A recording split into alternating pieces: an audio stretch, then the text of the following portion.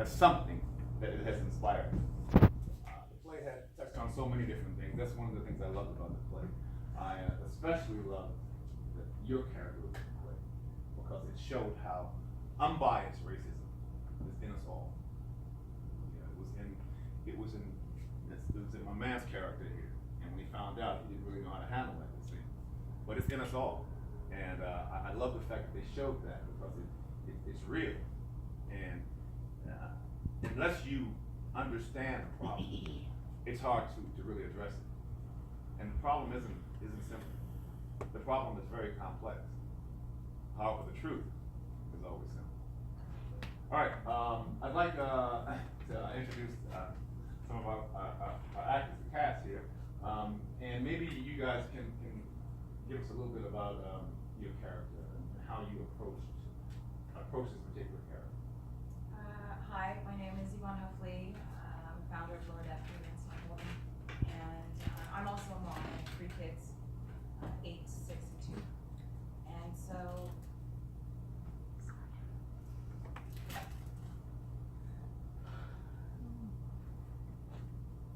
very important to me to be able to have people who are moms come here and feel like their story is told.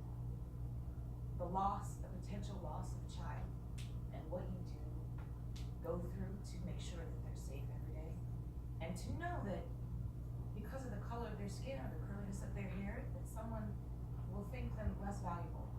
So when I approached this character, I wanted to make sure that if there happened to be a mom in the audience that had a loss, that I represent their story, and that they feel like someone's listening.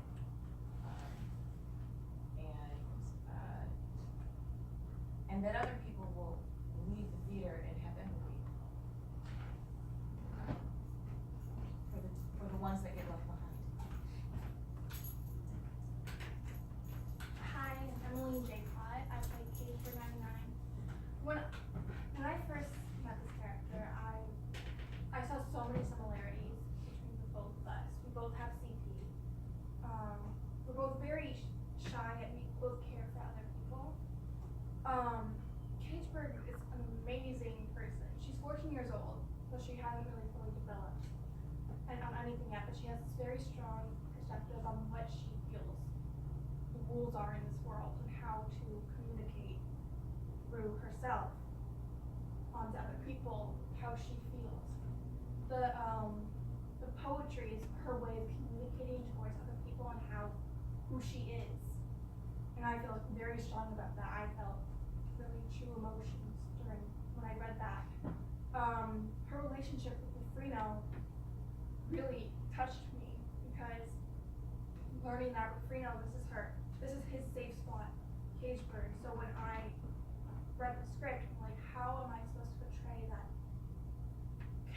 carrying this toward this boy who has gone through all this trouble throughout his whole life and comes to me for support, So I love to see both sides of that. Well, we're basically asking you to introduce yourself, and can you tell the audience a little bit how you prepared for this role? Oh, hi, I'm Sean Law. How did I prepare for this role? Well, the biggest thing is the officer. He's not a cop. He's a man wearing a uniform. He's just a man. He's a sad man. He's a man that has lost love. He doesn't know his place in the world, and he wears a uniform. He doesn't know where his place is. He doesn't know where his strength is. So the biggest thing when I read it, I was like, this is a man that will just when you go through the script, he's trying to fix everything. Fix. It's the only thing he knows how to do. And he's always apologizing. So that's really the way I approached it was, he's a man that wears a uniform that doesn't fit. He doesn't know how to wear it. He doesn't know, I built a lot of stuff like cops don't talk to him. Nobody really talks to him. He's very lonely, you know. Nobody's been in his apartment in a long time. Yeah, you know, he's like a mama's boy that never really manned up and doesn't know how to. So that was really how I kind of started. Beautiful. Eric, great. Hey guys, my name's Omete. Approaching this character, I think I had to do two major things, one of which was reactivate, reinsert myself in, you know, what's going on. I think, especially as a black man, when you start to see yourself in all these, you know, with social media, trauma is a button away, an app icon away. You could, like, a 14-year-old can log onto his Twitter account and see somebody who looks just like him being shot. And when I was 18 or 19, I would see these things all the time and get so angry and be so invested in each story until the point where I just couldn't do it anymore and I completely deactivated. And when someone got shot or when something happened, I acted like it didn't even happen because I didn't have anything to give it. So obviously I couldn't continue to do that to play this role. I had to replug and read that wall and update myself on all the things that I haven't done and get back to that, you know, Malcolm X phase that I had when I was 19, where I'm just like, you know, running off the mouth and really trying to make a change in the best way I know how. And the second thing I had to do is really simplify the perspectives in which I view these things, because I think the difference between me as a 23-year-old and Rufrino as a 14-year-old is my ability to see all the sides of the situation, and my emotional intelligence and my intellect in general. And a 14-year-old only sees it one way. He sees somebody getting killed, he sees one solution. He gets these books from his father, that's the solution. That's how we're gonna fix things. And he has this anger that he has no idea how to control, which is why I was completely okay with making him angry the entire play, because I think that's a mature thing for us to be able to control that and hide that and place it where it needs to be placed, whereas a 14-year-old with so much intellect but no emotional intelligence doesn't really know how to do that. So it wasn't a hard leap to get Rufrino, because he's essentially me and every other black boy in America, but I had to, you know, really consider what the youth goes through. You know, we have to go through this trauma every single day, and we have trouble dealing with these images and these news stories. But what, you know, what do our little cousins think? You know, what do our sons and daughters think when these things happen, and they can see it right in front of them, whereas we couldn't see it when we were that age. Hello, I'm Christopher Carrington. The way I approach Matthew/grandfather is I just went back to my history, my roots. I'm from the South, and my mother went through all the, you know, the 60s movements, and my grandmother was, and grandfather, they were pretty much the same way this grandfather was, not knowing how to communicate with their daughter, who was so rebellious. She was a little bit older than Rufrino, but you know, the same type of things were going on. Things, as much as we've grown as a country, things haven't changed much. It's just a different way that we're reacting to these situations. You know, when I was in college, I was reading up on, you know, lynchings that were happening in Florida, which is where I'm from, and they weren't that far removed from my time. And so things that are happening now have been happening continuously. There's a little bit different. So I looked at it from the perspective as my grandfather and grandmother looked at it, trying to impart knowledge upon my mother, who didn't want to listen to anything they had to say, because they were old-fashioned, you know. But she didn't realize they were survivors. To get to the age that they were, like my grandmother's now still living, she's 101. To get to the age that she got to, she went through some pretty rough situations growing up in the South also, but she made it through. My mother wasn't listening to that, Rufrino doesn't listen to that, and then I had to think about today's world. I also teach middle school, and the technology that the kids have, and the way to talk to them, just to get them to understand the same things that they're thinking, but how to vocalize them, is a really hard choice. Really hard chore to get Rufrino to see that I'm trying to get him to survive isn't really working. And I have a secret that I want to impart upon both of them so badly, but they just haven't said the right thing or done the right action to get that knowledge. I want to tell them about what I have, and I begin to but something happens with them and it's like they're not ready for it yet. And unfortunately, the time is up before they get ready. Now that we have all the cast here, can we give the cast one more round of applause?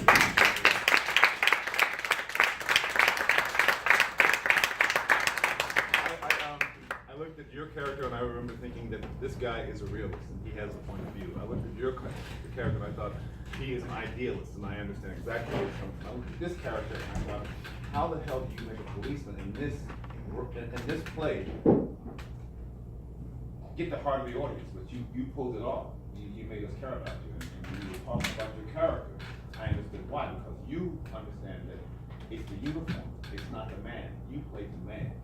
And so the uniform all of a sudden kind of like fell off of you, and we saw the person, and we saw the tragedy of the entire story. Your character opened up our mind up to something completely different because he didn't see it coming. And in some ways, even though we knew it was there, it opened our eyes up that there is this, everybody's got issues, everybody's got things they're dealing with. We've all been dealt out our cards in life, and we've got to find a way to make it work with the deck that we have, with the hand that we have. And your character was consistent. You have got to keep this family together. You have got to deal with a young man by yourself, often as a case, single parents being brought up. So many men in African American families are not there for whatever reasons. But part of the reason may be our prison system, because we have so many there. We have so many that are lost in war, we have so many that are lost in gangs when they're young, and so yeah, there is a system where these kids are brought up with one parent, and that parent can't really do the job of one parent, much less two parents, when they are out working as much as they have to work to try and pay the bills. And all of this became very clear, and it was so rich and so real. It was nice to watch, and this is the second time I saw it, but it's a nice piece, and it was so well written and able to encapsulate so much in such a concise amount of time. I'd like to open it up to the audience now. I'm sure you guys have some questions. Please feel free to shout it out. Anybody? Yes, ma'am. Well, I love the play on so many levels. I hope I remember everything, but I'll try to remember a few. First of all, I was there in Philadelphia when Mayor Ricco had Black Panthers to disrobe in the underwear. I come from a generation of the 60s. So my heart is pounding because I remember a lot, and I participated in a lot of things, such as power movement, yada yada, I could go on. So things have changed, but they're still the same. I've seen change through decades, almost 7 decades now, and it seems like we're reverting back. So we have some real serious challenges, and I'm frustrated and I'm angered. I'm low key right now, but very emotional, frustrated, and angered by the times and how relevant this play is in terms of connecting what was going on back then with what's happening now. It's so very timely. And I was just wondering, the other thing, I think this play is so great to open up a dialogue, conversation with different venues. And I think that's part of where we go to heal and to try to move forward. I don't think we can meet this, what's going on with force, maybe at some levels, but at the most prominent level, I think we need to have open dialogues, and it can't be logical dialogue. It's not logical dialogue. That's not going to happen because everybody's kind of rooted in their positions. However, I think plays like this can open up the opportunity for people to dialogue and learn, and maybe because of that emotion with mothers, move mothers. Because I think women have a powerful impact, and if this could get out this play in venues where there are women and mothers, it might create some openings for empathy, growing empathy. And I may be just, an idealist, but as I was sitting here thinking, I was saying, oh, where could this play go?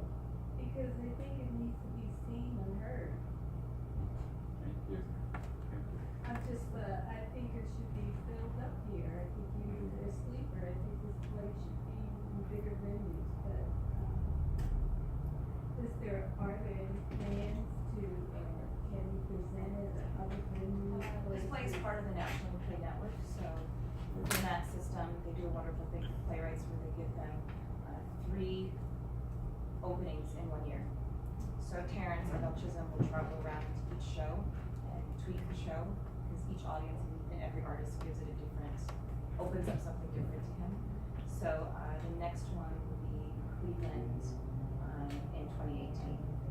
In terms of Lower Death production, we pretty much have our 6 remaining shows, and that's it. So we can fit another 400 people in your home. Anyone else? Question? Statement? Please. Hi, I just want to say, I'm the ambassador at large from the National Play Network. This is my first time at your theater. I really loved this. I thought that you each did really remarkable performances. I just want to say thank you. Amen. So, what I found fascinating about the play is the fact that it was 3 generations here, and that generation was pretty raw. That anger, and the question is how real it is. I was looking at how that anger looked here, and then how that anger looked there, because for me, the younger generation are exposed to so much more. The older generation, perhaps even older than you, were exposed to it real time. The middle generation, the technology wasn't there for it to be immediate. But the younger generation are exposed to it as soon as it comes out. They're exposed to it. And I wonder how real that is. Is that the reality? And then the generations in the middle are trying to placate it or try to manage it, because the anger is there. It has to be there. So that's what was interesting to me. Survival here, raw emotion there, and almost just want to be left in peace. That seems to be what I got. Well, when we look at the change throughout the generations, it's always been the young people that have actually made real change start. They've often been the impetus of it happening. Sometimes people, like the mother, she's got a lot to lose to step out there in the streets and do something like this. She's got a lot of stakes in the ground, and she's got a lot to lose. At a younger age, they're idealists. They don't have as much to lose, and they can take it raw. And I think colleges are a place where, very often, things would start. Most people believe, even most politicians believe, that for something really to happen, something close to a revolution, it will take the young people starting it. And then, our leaders will maybe jump on board. Rosa Parks, Martin Luther King didn't start that. Rosa Parks started that, and then he came on board. It's usually something that's a catalyst, and then it takes on form after that.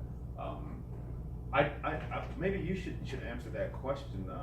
Do you feel that your generation, and maybe, I don't know if you may be able to speak even outside of the African American community, but your generation, do you feel that there is more anger, more angst because of what's been going on?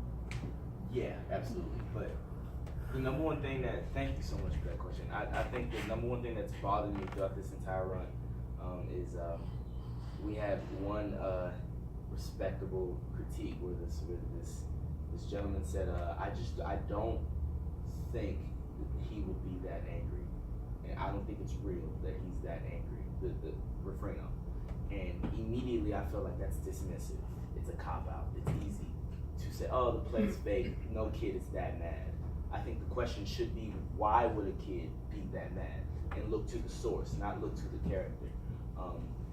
And I don't think Refreno is any different from any other 14-year-old. I think he's just vocal about it. I think he's vocal about a lot of the things that many children may not have the vocabulary or the intelligence to say. Just because your child isn't cursing you out at breakfast doesn't mean that they aren't dealing with a lot of things. So I absolutely think our generation is blessed with access and knowledge and opportunity like never before. And the flip side of that coin is they're cursed with having to deal with a lot of things that they aren't ready to deal with very early. And I think that's why we're seeing a rise in a lot of mental illnesses, a lot of traumatic experiences, a lot of weird, high school tragedies, because we're giving it such an information flow to a brain that may not be able to. Maybe information overload. Exactly. So yes. I'll give you an example. I have a young son a couple young sons, and they're mixed. So they've been brought up in this world as these little cute mixed kids, right? All of a sudden, they start getting tall and taller and taller. By the time my son was 16, he was almost 6 feet, and so I had a conversation with him. And the conversation was that you have to understand that you are not that little cute mixed kid anymore. Not out in the real world. You are perceived as a black you. And his answer was, Dad, the problem with your generation is that you focus on it too much. You bring the past to the present. I don't focus on it. I don't hate cops. I love cops because they're trying to do their job to keep us safe, et cetera, et cetera. A couple weeks later, he goes out to 7-Eleven on the corner street, comes back, cop pulls him over because he's out past curfew. I live about a half a block from 7-Eleven on Melrose. And he puts him in handcuffs. And we have to come and get him. Still, he says, I was out after the policeman's doing his job. It didn't faze him. Fast forward 3 more years, and now he's almost 20. He's sitting on the front porch here off of Melrose. And the policeman drives by with his light on, sees him in the front porch. And he says, what are you doing there? And my son says, I live here. The policeman said, come here. My son walks out off the porch, outside the gate, into the sidewalk. And the policeman says, what's the address? My son's nervous now. He looks back for the address, and before he could look back, the police threw him down on the ground, put his knee in his back, and handcuffed him. My daughter comes out, sees this, and she starts screaming at the policeman, what are you doing to my brother? The policeman realized, well, he does live here. He uncuffs him. He goes, you okay? Oh my God. My son goes, why would you do this to me? He says, you fit the profile. That was his answer. So, that incident was the death of innocence. Yeah. And that's what hurt me so much, is that when my son told me that he didn't hate cops, I thought, I'm gonna leave you just like that.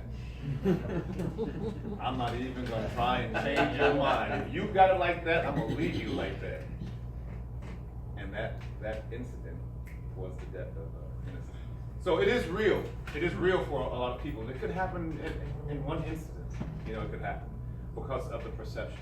There was a white cop that wrote a book, and his book was basically telling his point of view from the inside. And basically, he said, in his words, the policemen are afraid of black men. It's real fear, some policemen. And that fear, when you have a gun, can leave somebody dead. And he stated that the bigger you are and the blacker you are, the more fear it conjures up. So even though these killings may not, in some cases, be racist, they may be pure fear. But the end result is somebody's dead. I want to open this up to you guys. Open this up to you guys again, but one of the things I also want us to talk about before we leave here is it's possible solutions, because we all gripe about the problems, and I would love to hear some ideas about possible solutions. So the play was wonderful. I want all of you to know that. And to the young man, you know, I actually disagree with your relating that the kids. First of all, I thought that character was older than he was, but I don't see these people my daughter's age being woke. You know, that's the new term, stay woke. But I don't see that. There's a minimal amount of outrage when another police killing is done, or no verdict is returned, and then it's squashed. I think if we had that motivation and energy, or whatever it was back in the 60s when the civil rights movement took place, maybe there would be more unity. Now you do see people protesting, but then it goes away very quietly. And when that man asked you that question, remember the one you talked about? I think if he only knew. I'm a black female, and I'm the mother of a daughter, but I feel like I'm still the mother, auntie, friend of all these young black men, and I'm outraged every time I see an unjust situation. So much so, she'll come in there, why are you yelling? Because, you know, I'm talking to CNN and all this stuff, screaming, I'm outraged. And Philando Castile, I mean, we're just list going in the goes on. car. They're just coming in, and the last one is I just started screaming, our lives, these lives of these black men mean nothing. The one that the policeman went into the car came back, and a sadness came over me that I said, I'm so glad I'm not the mother of a black son. Not to say that black girls are not being targeted, but a black son that truly, your life is not valued.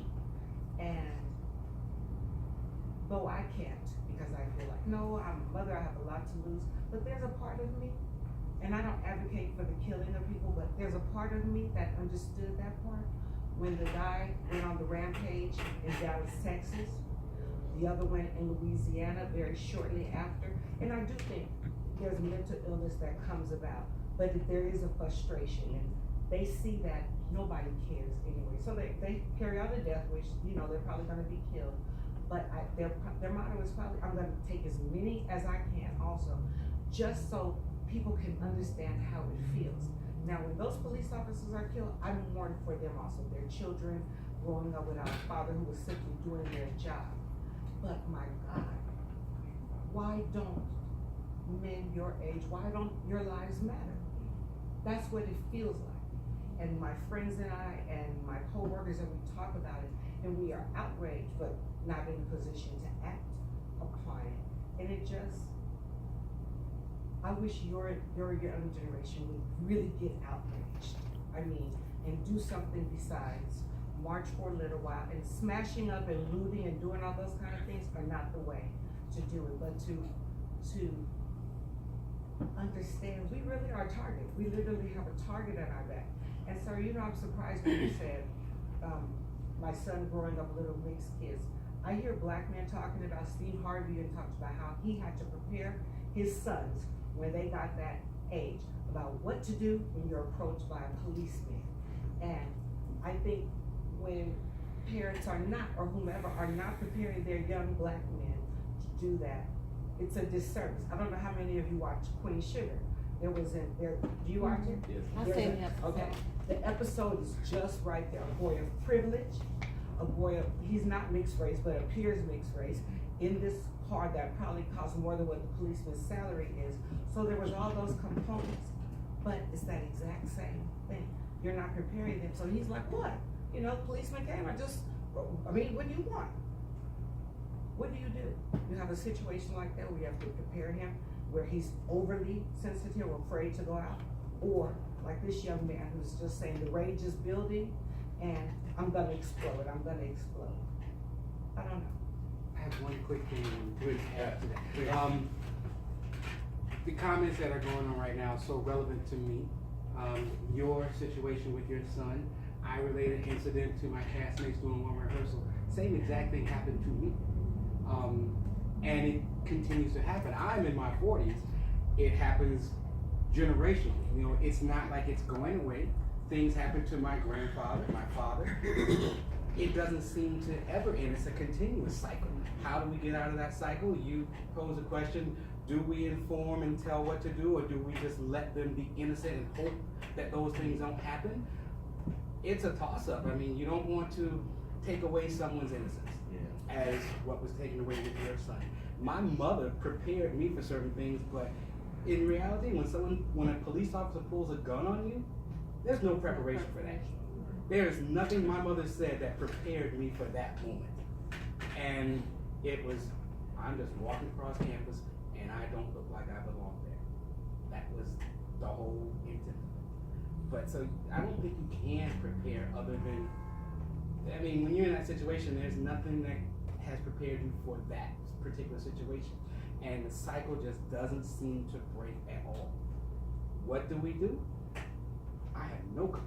Well, I would say that we can't wait for politicians. Anything that happens that's important, it usually starts at the local level. It starts with people. Politicians often use incidents to divide us and bring you on their side. When it was known at the beginning of this country that if poor blacks and poor whites ever understood that they were in the same boat, that rich people would never have a chance. So it was important that they found some way to create a divide and make white people think that, oh, at least I'm white. They would even hire white people to take care of, to punish the black people so that they would give them a sense that you are above them. So that's what I mean by residue. There are systems that were created that have changed, but when they change them, they don't, it's not a real change. It's a model. They make them less offensive, but they are still offensive. The fact that if you graduate from high school, you're 7 times more likely to get hired if you're white than if you're black. You know, that's real. If you know, I can throw out statistics all day, but the point is that we have this situation right now that is real.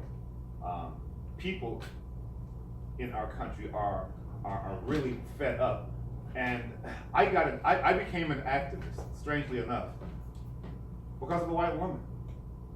Because a white woman was madder than me about what was going on. And I was out there in the streets marching, and I asked her, why aren't there more blacks on the front line of this issue?